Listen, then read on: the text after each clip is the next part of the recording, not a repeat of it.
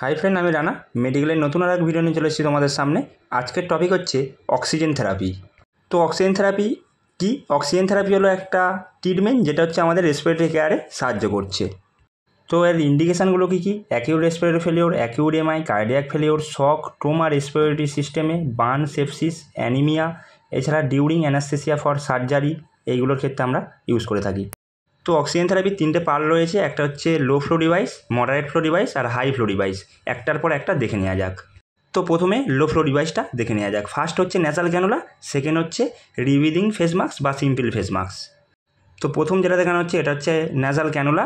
আমরা 1 থেকে সর্বোচ্চ 4 লিটার অবধি অক্সিজেন পেশেন্টকে ডেলিভার করতে পারি। আর এটা যে দেখানো হচ্ছে এটা হচ্ছে ন্যাসাল প্রং, যেটা হচ্ছে পেশেন্টের নাকে বা নস্ট্রিলে লাগানো হয়, আর বাকিটা পাইপের মাধ্যমে হিউমিডিফায়ারের সাথে যুক্ত থাকে বা ফ্লো মিটারের সাথে যুক্ত থাকে। আমরা সর্বোচ্চ পেশেন্টকে 4 লিটার পার মিনিটে অক্সিজেন ডেলিভার করতে পারি এই ন্যাসাল ক্যানুলার মাধ্যমে। এর অ্যাডভান্টেজটা কি? এটা খুব কমফোর্টেবল এবং খুব সহজেই পেশেন্টকে আমরা অক্সিজেনটা ডেলিভার করতে পারি। এর পরবর্তীতে যেটা দেখানো হচ্ছে এটাকে বলা হয় রিব্রিদিং ফেস মাস্ক বা সিম্পল ফেস মাস্ক। তো এটা কীভাবে ইউজ করে তোমাদের দেখানো হচ্ছে। রিব্রিদিং বলা হয়েছে এই যে হোলটা রয়েছে, এখান থেকে শ্বাস এক্সপিরেশান ইন্সপিরেশান এটা হবে, তার জন্যে এটাকে বলা হচ্ছে রিব্রিদিং। বাকিটা অক্সিজেন লাইনের সাথে যুক্ত করা হয় একটা প্রান্ত, অপর প্রান্ত হিউমিডিফায়ারের সাথে থাকে।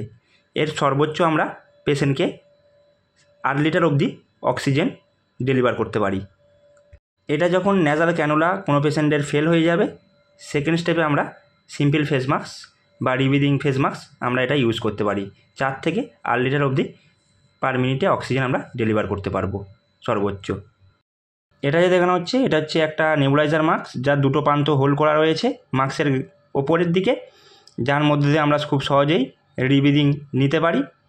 আর এটা যে দেখানো হচ্ছে এটা হচ্ছে মেডিসিন কাপ, যার মধ্যে দিয়ে আমরা ব্রঙ্কোডায়ালেটরটা ইউজ করি, ব্রঙ্কোডায়ালেটর জাতীয় যে মেডিসিন ইউজ করা হয়। আর এর একটা প্রান্ত মাস্কের সাথে যুক্ত করা হয়, আর অপর আর একটা প্রান্ত অক্সিজেন লাইনের সাথে যুক্ত করা হয় বা টিউব লাইনের সাথে যুক্ত করা হয়, যেখান থেকে এয়ারটা পেশেন্টের দিকে ডেলিভারি হয়। সাধারণত এই ধরনের মাস্ক আমরা জেট নেবুলাইজারের ক্ষেত্রে ব্যবহার করে থাকি, যেটা মোস্ট কমনলি আমরা আইসিইউ বা যে কোনো ওয়ার্ডে ব্যবহার হয়ে থাকে। তো এবার যেটা দেখানো হচ্ছে এটা হচ্ছে মেডিসিন কাপ, আগেই দেখানো হয়েছে। এটা হচ্ছে একটা কানেক্টার, যেটা হচ্ছে মেডিসিন কাপের এক প্রান্তের সাথে যুক্ত হবে। অপর যে দুটো প্রান্ত ওপেন করা রয়েছে তার মধ্যে একটা প্রান্ত যাবে টিউবের সাথে আর একটা প্রান্ত যাবে ভেন্টিলেশন সার্কিটের সাথে। একটা ইটি টিউব আর একটা ভেন্টিলেশন সার্কিট, আর নিচের প্রান্তটা অক্সিজেন লাইন, যেটা হচ্ছে ভেন্টিলেটারের সাথে পেশেন্টকে নেবুলাইজার করার সময় ইউজ করা হয়ে থাকে, যেটা হচ্ছে আলট্রাসনিক নেবুলাইজারের মাধ্যমে ইউজ করা হয়ে থাকে। এটা হচ্ছে একটা এরোসল থেরাপির একটা পার্ট। এটাকে আমরা হাই ফ্লো অক্সিজেন ডিভাইসের মধ্যে ধরতে পারি। এক্ষেত্রে পেশেন্টকে 7 থেকে 10 লিটার অবধি অক্সিজেন ফ্লো ডেলিভার করা যেতে পারে মিনিটে। কোনো পেশেন্টকে ভেন্টিলেশন চলাকালীন ব্রঙ্কোডায়ালেটর মেডিসিন ইউজ করার জন্য এই থেরাপিটা আমরা ইউজ করতে পারি। এর পরবর্তীতে যেটা দেখাবো এটা হচ্ছে আমাদের আইসিইউতে মোস্ট কমনলি সকলেই আমরা ইউজ করতে থাকতে পারি। এটার নাম হচ্ছে NRBM, অর্থাৎ নন রিব্রিদিং ব্যাগ মাস্ক। এক্ষেত্রে আমরা পেশেন্টকে 10 থেকে 15 লিটার অবধি ফ্লোতে অক্সিজেন ডেলিভার করতে পারি। 60 to 100% অবধি অক্সিজেন ডেলিভার হয়ে থাকে। নন রিব্রিদিং বলার কারণ হচ্ছে 3টে ভাল্ব থাকে। প্রথম যেটা ভাল্ব থাকে সেখান দিয়ে অক্সিজেনটা ডেলিভার হচ্ছে পেশেন্টের, বাকি দুটো ভাল্ব যেটা থাকার কারণে এটাকে বলা হচ্ছে নন রিব্রিদিং। পরবর্তীতে এই দুটো ভাল্ব যদি মাস্কের দুটো সাইডের যদি দুটো ভাল্ব যদি না থাকে, এটাকে বলা হয় পার্সিয়াল রিব্রিদিং ব্যাগ মাস্ক, অর্থাৎ পেশেন্টকে আবার শ্বাস নেওয়ার সুযোগ দেওয়া হয় এক্ষেত্রে। তো এক্ষেত্রে পেশেন্টের অক্সিজেন ডেলিভার করা যেতে পারে সর্বোচ্চ 6 থেকে 10 অবধি। এক্ষেত্রে আমরা পেশেন্টকে 40 to 70% অক্সিজেন ডেলিভার করে থাকতে পারি। তো এটার নাম হচ্ছে পার্সিয়াল রিব্রিদিং ব্যাগ মাস্ক, আগেরটা হচ্ছে নন রিব্রিদিং ব্যাগ মাস্ক। দুটোর ক্ষেত্রে অ্যাডভান্টেজ একটাই, বেশি অ্যামাউন্ট অফ অক্সিজেন আমরা পেশেন্টকে ডেলিভার করতে পারি। এর পরবর্তীতে যেটা দেখানো হচ্ছে এটাকে বলা হয় অক্সিজেন হুড। এটা মেনলি নিওনেটাল বা ইনফ্যান্ট বেবিদের ক্ষেত্রে ব্যবহার করা হয়। এক্ষেত্রে পেশেন্টকে সর্বোচ্চ 50 লিটার পার মিনিটে অক্সিজেন ডেলিভার করা যেতে পারে। তো এক্ষেত্রে পেশেন্টকে 60 to 100% অক্সিজেন ডেলিভার করতে পারি। এর পরবর্তীতে যেটা দেখানো হচ্ছে এটা হচ্ছে একটা ভেঞ্চুরি মাস্ক, যেটা হচ্ছে মডারেট ফ্লো ডিভাইসের মধ্যে পড়ে। এক্ষেত্রে পেশেন্টের ফ্লো রেট 1 লিটার থেকে শুরু করে 10 লিটার অবধি। এক্ষেত্রে আমরা 60% অবধি পেশেন্টকে অক্সিজেন ডেলিভার করতে পারি।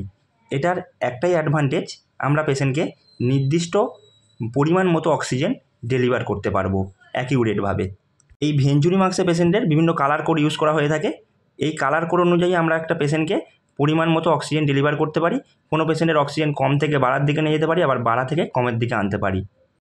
এর পরবর্তীতে যেটা দেখানো হচ্ছে, এটা হচ্ছে হাই ফ্লো ন্যাসাল ক্যানুলা।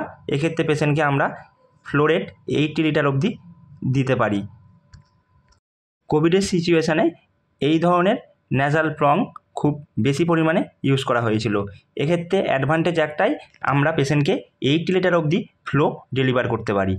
তো অক্সিজেন থেরাপি যতটুকু বললুম, সেই সমস্ত কিছু যদি ফেল হয়ে যায় তো সেক্ষেত্রে আমরা পেশেন্টকে নন ইনভেসিভ ভেন্টিলেশনে দিয়ে থাকি। সেটা হতে পারে বাইপ্যাপ, সিপ্যাপ বা এইচএফএনসি, এটাও একটা নন ইনভেসিভ ভেন্টিলেশনের মধ্যে পড়ে। তো এই সমস্ত কিছু যদি নন ইনভেসিভ ভেন্টিলেশন ফেল হয়ে যায় তো সেক্ষেত্রে আমরা পেশেন্টকে ইনভেসিভ মেকানিক্যাল ভেন্টিলেশনে পেশেন্টকে আমরা দিই। তো ভিডিওটি ভালো লাগলে লাইক, কমেন্ট, শেয়ার করে দিন।